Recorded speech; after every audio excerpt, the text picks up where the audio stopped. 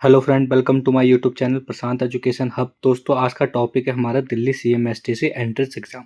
तो दोस्तों, जैसे कि आप सभी का एग्ज़ाम का डेट आ गया है, ठीक है। जो आपका एग्ज़ाम है दोस्तों, वो 21 से 22 सितंबर को होने वाला है, ठीक है।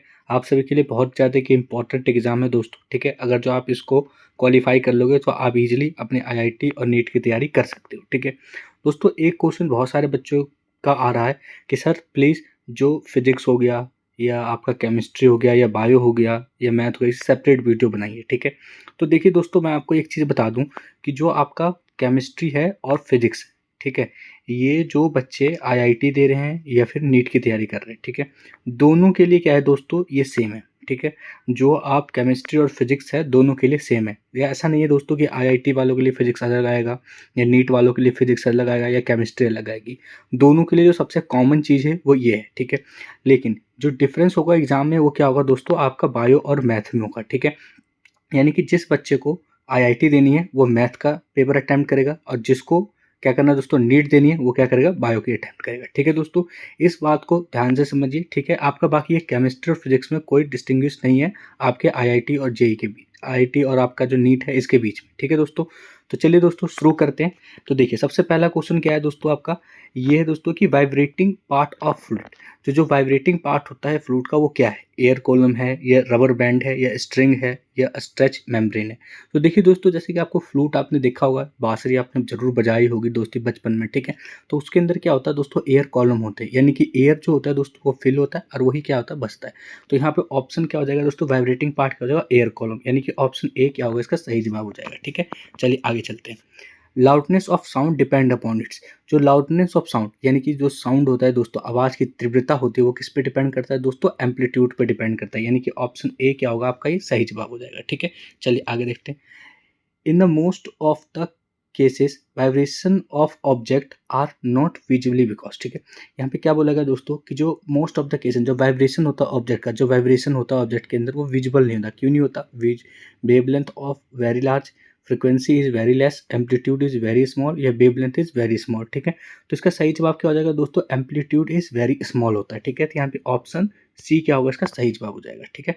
एम्पलीट्यूड कम होने के कारण जो वाइब्रेशन होता है वो भी क्या होता है दोस्तों, कम होता है, जिससे विजिबल वो नहीं होता है, ठीक है। चलिए आगे चलते हैं। Which of the following required material medium for propagation. अब देखिए यहाँ पे क्या पूछा गया है दोस्तों, यानी कि देखिए अब क्या चीज़ है जो प्रोपोगेट कर रहा है, मीडियम, ठीक है। साउंड हो गया, लाइट हो गया या ट्रांसवर्स वेव हो गया या ऑल ऑफ द अबव, ठीक है। तो इसका सही जवाब हो जाएगा, क्या हो जाएगा दोस्तों, ऑप्शन बी क्या हो जाएगा, साउंड। तो साउंड को क्या होता है दोस्तों, ट्रैवल करने के लिए मीडियम की रिक्वायरमेंट होती है। एक बात ध्यान रखना, साउंड कभी वैक्यूम में क्या करेगा दोस्तों, ट्रैवल नहीं करेगा। बाकी साउंड सॉलिड, लिक्विड और गैस में ट्रैवल कर सकता है, ठीक है, लेकिन वैक्यूम में कभी भी साउंड ट्रैवल नहीं करता। साउंड को ट्रैवल करने के लिए मीडियम की रिक्वायरमेंट होती है, लाइट को ट्रैवल करने के लिए मीडियम की रिक्वायरमेंट नहीं होती। लाइट की सबसे ज़्यादा जो स्पीड होती है दोस्तों, वो किसके अंदर होती है, वैक्यूम के अंदर सबसे ज़्यादा होती है। ये बातें ध्यान रखिएगा। यानी कि ऑप्शन बी क्या होगा, इसका सही जवाब होगा। प्रोपोगेट करने का मतलब एक जगह से दूसरी जगह पे जाना होता है, ठीक है। चलिए आगे चलते हैं। Which of the following factor influence speed of sound most. तो यहाँ पे क्या बोला गया दोस्तों, कौन सा ऐसा फैक्टर है जो स्पीड ऑफ साउंड को जो बहुत ज़्यादा इन्फ्लुएंस करेगा, ठीक है। टेम्परेचर हो गया, ह्यूमिडिटी हो गया, नेचर ऑफ मीडियम हो गया या सोर्स ऑफ साउंड हो गया, ठीक है। तो इसका सही जवाब क्या हो जाएगा दोस्तों, नेचर ऑफ मीडियम हो जाएगा, यानी कि ऑप्शन सी क्या होगा, सही जवाब हो जाएगा। अगर जो आपसे पूछे कि साउंड की जो है स्पीड सबसे ज़्यादा किसके अंदर होता है, सॉलिड में क्या होता है, सबसे ज़्यादा होता है। उसके बाद क्या हो गया दोस्तों, आपका लिक्विड हो गया, ठीक है। उसके बाद क्या हो गया, गैस। यानी कि जैसे जैसे जो होता है मीडियम की, ठीक है, मीडियम की सघनता यानी कि डेंसिटी घटती जाती है, वैसे साउंड की स्पीड भी क्या होगी, घटती जाएगी। जैसे जैसे मीडियम की डेंसिटी बढ़ती जाएगी वैसे वैसे साउंड की भी स्पीड क्या होगी दोस्तों, बढ़ती जाएगी। यानी कि ऑप्शन सी क्या हो जाएगा, नेचर ऑफ मीडियम पे डिपेंड करेगा। आगे देखते हैं। Which tightly stretch band is plugged it. क्या मतलब कौन सा ऐसा होगा जो टाइटली स्ट्रेच बैंड होगा, वाइब्रेट होगा, vibrate but not produce sound, produce sound but not vibrate, vibrate and produce sound, only oscillation to and fro motion होगा, ठीक है। तो यहाँ पे क्या होगा दोस्तों, अगर जो कभी भी टाइटली स्ट्रेच को, कोई भी स्ट्रेच कुछ भी हो उसको प्लग करेंगे तो वाइब्रेट करेगा और साउंड भी प्रोड्यूस करेगा, यानी कि ऑप्शन सी क्या होगा, इसका सही जवाब हो जाएगा। आगे देखते हैं। Speed of sound increase with. जो स्पीड ऑफ साउंड होता है वो इंक्रीज होता है, कैसे होगा, decrease in temperature, increase in temperature, decrease in humidity या ऑल ऑफ दिस अबव, ठीक है। तो इसका सही जवाब क्या हो जाएगा दोस्तों, इंक्रीज इन टेम्परेचर। जैसे हम टेम्परेचर को इंक्रीज करते हैं वैसे क्या होगा दोस्तों, ह्यूमिडिटी डिक्रीज करेगी, ठीक है, जिससे क्या होगा, साउंड मतलब जो एयर होगा दोस्तों वो वार्म होगा, और जो वार्म एयर में क्या होता है दोस्तों, जो साउंड की स्पीड होती है वो ज़्यादा होती है। यानी कि ऑप्शन बी क्या होगा इसका सही जवाब हो जाएगा। आगे देखते हैं, साउंड इज प्रोड्यूस बाय, जो साउंड होता है वो किससे प्रोड्यूस होता है, वाइब्रेशन से, हीटिंग से, कूलिंग से या मूविंग से। ठीक है, तो इसका सही जवाब क्या हो जाएगा दोस्तों, वाइब्रेशन। जहाँ वाइब्रेशन होगी वहीं पे क्या होगा, साउंड भी प्रोड्यूस होगा, यानी कि ऑप्शन ए क्या होगा इसका सही जवाब हो जाएगा। आगे देखते हैं, साउंड हेल्प अस, साउंड किस चीज़ में मदद करता है, व्यू ईच अदर या आइडेंटिफाई वन अनदर या कम्युनिकेट विथ वन अनदर या ग्रुप ईच अदर। ठीक है, तो साउंड किसके अंदर हेल्प करता है दोस्तों, कम्युनिकेट विथ ईच अदर, एक दूसरे से बात करने में मदद करता है। ऑप्शन सी क्या होगा इसका सही जवाब हो जाएगा। आगे देखते हैं, sound can not travel through, जो साउंड होता है वो किससे ट्रेवल नहीं करता, अभी मैंने बताया था दोस्तों, वैक्यूम से क्या करता है, साउंड कभी भी ट्रेवल नहीं करेगा। तो यहाँ पे ऑप्शन सी क्या होगा सही जवाब हो जाएगा। बाकी देखिए, वाटर है, सॉलिड है, एयर है, इन सभी से साउंड क्या करेगा, ट्रेवल कर लेगा। आगे देखते हैं, the substance through which current flow easily is called, ऐसे सब्सटेंस को क्या बोलते हैं जिससे करंट क्या होता है दोस्तों, इजली फ्लो कर जाता है। Poor conductor, good conductor, register या इंसुलेटर। ठीक है, तो इसको क्या बोलते हैं दोस्तों, हम गुड कंडक्टर के नाम से जानते हैं, जिससे क्या होता है दोस्तों, आपका करंट इजीली फ्लो कर जाता है। ऑप्शन बी क्या होगा इसका सही जवाब हो जाएगा, गुड कंडक्टर। ठीक है, देखिए, करंट को अगर हम मेजर करने के लिए रजिस्टर, थोड़ा सा बात करें, इंसुलेटर क्या करता है, करंट से हमें प्रोटेक्ट करता है। ठीक है, जो हमें करंट लगने देता है। रजिस्टर क्या होता है, जो करंट के मोशन को अपोज करता है। ठीक है, पुअर कंडक्टर क्या होता है दोस्तों, जो क्या करता है, करंट को उसमें से फ्लो होने नहीं देता। ठीक है, चलिए आगे देखते हैं, which of the following object is a generally electroplated, इनमें से कौन सा ऐसा ऑब्जेक्ट है जो इलेक्ट्रोप्लेटेड, इलेक्ट्रोप्लेटेड मतलब क्या होता है दोस्तों, एक मेटल को दूसरे मेटल पे चढ़ाना, क्या कहलाता है, इलेक्ट्रोप्लेटेड कहलाता है। ठीक है, इसको हम किस लिए करते हैं, कोरोजन से बचाने के लिए, उस ऑब्जेक्ट की ड्यूरेबिलिटी को बढ़ाने के लिए, उसकी क्षमता बढ़ाने के लिए। ठीक है, कार इंजन हो गया, फ्राइंग पैन हो गया, प्लग हो गया, या साइकिल हैंडल हो गया। ठीक है, तो इसका सही जवाब क्या हो जाएगा, ऑप्शन डी साइकिल हैंडल। जब आप कभी साइकिल खरीद के लेके आते हो, जो आप उसके हैंडल को देखते हो बिल्कुल चमाचम चमक रहा होता है। ठीक है, लेकिन कुछ समय बाद अब देखो वो फेड हो जाता है। यानी कि अगर जो साइकिल का रिम है दोस्तों, वो भी देखो, जो साइकिल का चलाया होगा आपने, इस तरीके से रिम होता है इसका। ठीक है, ये रिम भी बहुत चमक रहा होता है जब नया होता है, लेकिन जैसे ही आप घर पे लेके आते हो, थोड़े टाइम पे एयर में खड़ा रहता है साइकिल। ठीक है, तो उसमें क्या होता है, उसकी चमकहाट चली जाती है और उस पर जंग भी लग जाता है। क्यों, क्योंकि जो उस पर इलेक्ट्रोप्लेटेड, क्या जिंक की इलेक्ट्रोप्लेटेड करी जाती है। ठीक है, तो वो क्या होता है, हट जाता है। तो यहाँ पे ऑप्शन सी डी क्या होगा, इसका सही जवाब हो जाएगा। आगे चलते हैं, the passage of an electric current through a solution case. ठीक है, तो अगर जो हम एक सोल्यूशन से इलेक्ट्रिक करंट को पास करेंगे, क्या करेगा, heating effect, lighting effect, chemical effect, या ऑल ऑफ द अबव। ठीक है, तो ऑप्शन क्या हो जाएगा दोस्तों, ऑप्शन सी क्या होगा इसका सही जवाब हो जाएगा, केमिकल इफेक्ट क्या करेगा, पास करेगा, क्या होगा, सोल्यूशन ब्रेक हो जाएगा। ठीक है, सोल्यूशन कैटायन और एनायन में क्या होगा, ब्रेक हो जाएगा, यानी कि प्लस और माइनस में क्या होगा, वो टूट जाएगा। यानी कि ऑप्शन सी क्या होगा इसका सही जवाब हो जाएगा। Which one is not a good conductor of electricity, इसमें से कौन सा ऐसा है जो इलेक्ट्रिसिटी का गुड कंडक्टर नहीं है, सिल्वर, ग्रेफाइट, प्लास्टिक या कॉपर। अब बहुत सारे बच्चे बोलेंगे ग्रेफाइट, तो ग्रेफाइट दोस्तों कार्बन तो है, लेकिन ये गुड कंडक्टर ऑफ इलेक्ट्रिसिटी है। ठीक है, ये याद रखना। तो यहाँ पे ऑप्शन सी प्लास्टिक क्या हो जाएगा, bad, not good conductor of electricity. Option C क्या होगा इसका सही जवाब हो जाएगा। अगर तो यहाँ पे आता है इंसुलेटर लिखा हुआ था, तो इंसुलेटर भी क्या होता है दोस्तों, not good conductor of electricity. Option C क्या होगा इसका सही जवाब हो जाएगा, प्लास्टिक। चलिए आगे देखते हैं, इलेक्ट्रोप्लेटिंग इज डन टू, जो इलेक्ट्रोप्लेटिंग होता है वो हम कैसे करते हैं, increase the size of shape, या साइज ऑफ शेप को इंक्रीज करते हैं, मेक इट ओवर स्ट्रॉन्गर, या टू मेक वाटर रेजिस्टेंस, या make it corrosion free and stretch free resistant. तो यहाँ पे ऑप्शन डी क्या होगा इसका सही जवाब होगा, सो कोरोजन फ्री बनाते हैं और स्ट्रेच रेजिस्टेंट बनाते हैं। तो ऑप्शन डी क्या होगा इसका सही जवाब हो जाएगा। The material that have high resistance is called, ऐसी मटेरियल को क्या बोलेंगे जिसके पास रेजिस्टेंस ज़्यादा हो। ठीक है, जिसमें से करंट क्या करे, पास ही ना करे, तो क्या होगा, बैड कंडक्टर कहलाएगा। ऑप्शन सी क्या होगा इसका सही जवाब हो। दोस्तों, which of the appliance at your home does not run on electric current, तो कौन सा ऐसा जो आपका घर के अंदर अप्लायंस है जो करंट से नहीं चलता, टेलीविजन हो गया, गैस बर्नर हो गया, एयर कंडीशनर हो गया, या मिक्सर हो गया। ये बाकी तीन जो है दोस्तों, ऑप्शन बी क्या होगा सही जवाब होगा। बाकी जो तीन बचे वो क्या करेंगे, आपके इलेक्ट्रिक करंट से ही चलते हैं। ठीक है, चलिए आगे चलते हैं, which device used to check whether a particular material allow current to pass through it is called। ठीक है, मतलब उस मटेरियल को क्या बोलेंगे दोस्तों, जैसे कि कोई एक ऐसा मटेरियल जिससे हम चेक करते हैं उसमें करंट पास कर रहा है या नहीं कर रहा, तो टेस्टर। ठीक है, जैसे कि आप घर के अंदर भी यूज करते हो। ऑप्शन डी क्या होगा इसका सही जवाब हो जाएगा। Material which do not allow electric current to pass through them easily are called, उसको क्या बोलेंगे दोस्तों, हम पुअर कंडक्टर या इंसुलेटर के नाम से हम इसको जानेंगे, यानी कि इंसुलेटर बोल दो। ऑप्शन डी क्या होगा इसका सही जवाब हो जाएगा। ठीक है, पुअर कंडक्टर नहीं, इंसुलेटर, उसमें से बिल्कुल करंट पास करने नहीं देता। ठीक है, जो तार होता है दोस्तों, अगर उसके ऊपर इंसुलेटर लगा हुआ है तो आप उसको इजिली पकड़ लेते हो, लेकिन इंसुलेटर नहीं लगा हुआ है और जो तार को पकड़ोगे दोस्तों तो आपको करंट मार सकता है। ठीक है, इसलिए इंसुलेटर। ऑप्शन डी क्या होगा इसका सही जवाब हो जाएगा। आगे देखते हैं, which of the following liquid is a good conductor of electricity, इसमें से कौन सा ऐसा जो लिक्विड है जो गुड कंडक्टर ऑफ इलेक्ट्रिसिटी है? अल्कोहल हो गया, शुगर सोल्यूशन हो गया, डिस्टिल वाटर हो गया या सी वाटर हो गया।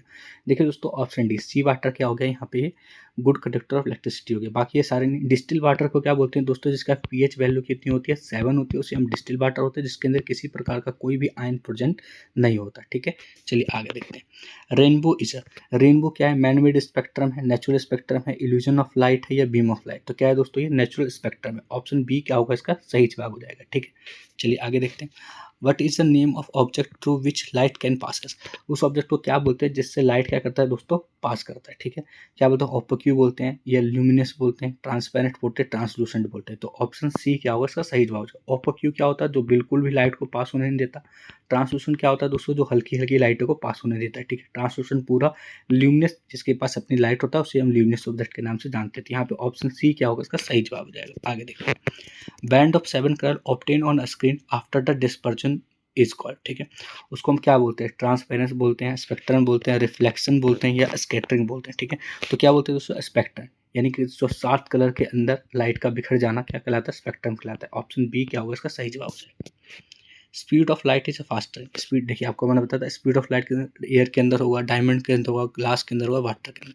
तो किसके अंदर? एयर के अंदर क्या होगा? ज़्यादा होगा। ऑप्शन बी क्या होगा सही जवाब हो जाएगा।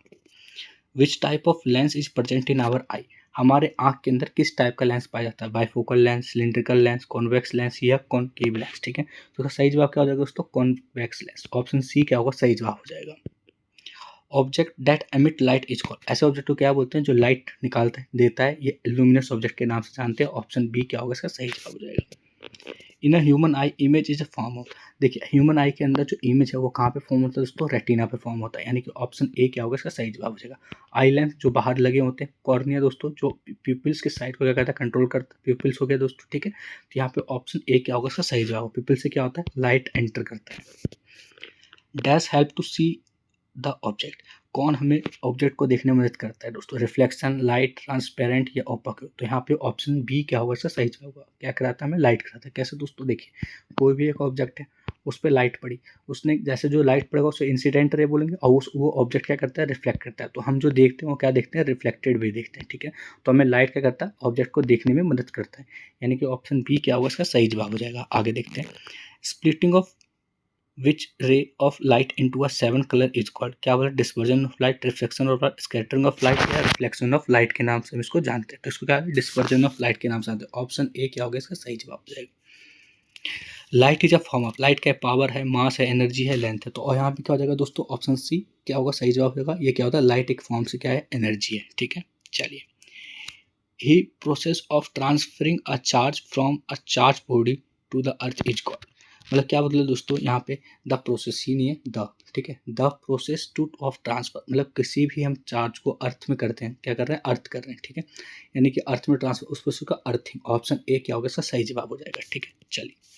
लाइक चार्ज रिपल और अनलाइक चार्ज, लाइक चार्ज जो होता है वो रिपल करते हैं, मतलब एक दूसरे को मतलब अट्रैक्ट नहीं करते हैं, दूर भगाते हैं। ठीक है, अनलाइक चार्ज क्या करते हैं दोस्तों? एक दूसरे को अट्रैक्ट करते हैं। ठीक है, तो यहाँ पे ऑप्शन बी क्या होगा इसका सही जवाब हो जाएगा। इलेक्ट्रोस्कोपी की जो इलेक्ट्रोस्कोप होता है उसको किसके लिए यूज करते हैं दोस्तों? Check the presence of charge, measure the conductivity, measure the temperature, the presence of magnesium. तो यहाँ पे ऑप्शन है to check the presence of charge. ठीक है, इलेक्ट्रोस्कोप का हम इसके अंदर यूज करते हैं। ऑप्शन ए क्या होगा सही जवाब हो जाएगा। Some object can be charge by dash with other object. ठीक है, कुछ ऑब्जेक्ट जो है दोस्तों वो क्या होते हैं? चार्ज हो जाते हैं। ठीक है, कैसे हो जाते हैं? हीटिंग से, टचिंग से, या जॉइनिंग से, या रबिंग से। ठीक है, तो कुछ ऑब्जेक्ट को जो हम एक ऑब्जेक्ट के साथ में रखते हैं, रब करते हैं, तो क्या होता है दोस्तों? वो चार्ज हो जाता है, यानी कि ऑप्शन डी क्या होगा इसका सही जवाब हो जाएगा। Building can be protected from lightning by using, जो बिल्डिंग होता है दोस्तों उधर लाइटनिंग तेज से बिजली कड़क रही है तो उसको हम प्रोटेक्ट करेंगे, कैसे करेंगे? Wooden locks at the top of the building, नहीं, वुडन लॉक क्या होता है? बैड कंडक्टर ऑफ इलेक्ट्रिसिटी होता है, इसलिए वुडन नहीं लगाएंगे। Lightning rock on the level of building, level of building पे लगाएंगे, बिल्डिंग के ऊपर लगाएंगे, तो यहाँ पे ये भी ऑप्शन क्या होगा? गलत हो जाएगा। लाइटनिंग होगा at the top of the building. यहाँ पे ऑप्शन सी क्या होगा, सही जवाब होगा। जैसे आपने देखा होगा कोई भी एक बिल्डिंग है उसके ऊपर एक बहुत पतली सी रोड निकल रही होती है, उसे क्या बोलते हैं, लाइटनिंग रोड बोलते हैं। अगर जो कभी भी जो इलेक्ट्रिसिटी होता है वो क्या ढूंढता है, तो शॉर्टेस्ट पार्ट ढूंढता है, ठीक है। तो ये जो लाइटनिंग रोड होता है इतना ही नहीं होता, वो बिल्डिंग से बिल्कुल नीचे तक ये जा रही होती है, ठीक है। तो जब भी कभी लाइटनिंग होती है तो अगर जो लाइटनिंग आया तो यहाँ पे लगा और ये क्या होगा, सीधे ये ग्राउंड हो जाएगा। तो जिससे ना ही तो बिल्डिंग को नुकसान होगा और किसी लिविंग ऑर्गेनिज्म को नुकसान होगा। यहाँ पे ऑप्शन सी क्या होगा, इसका सही जवाब हो जाएगा।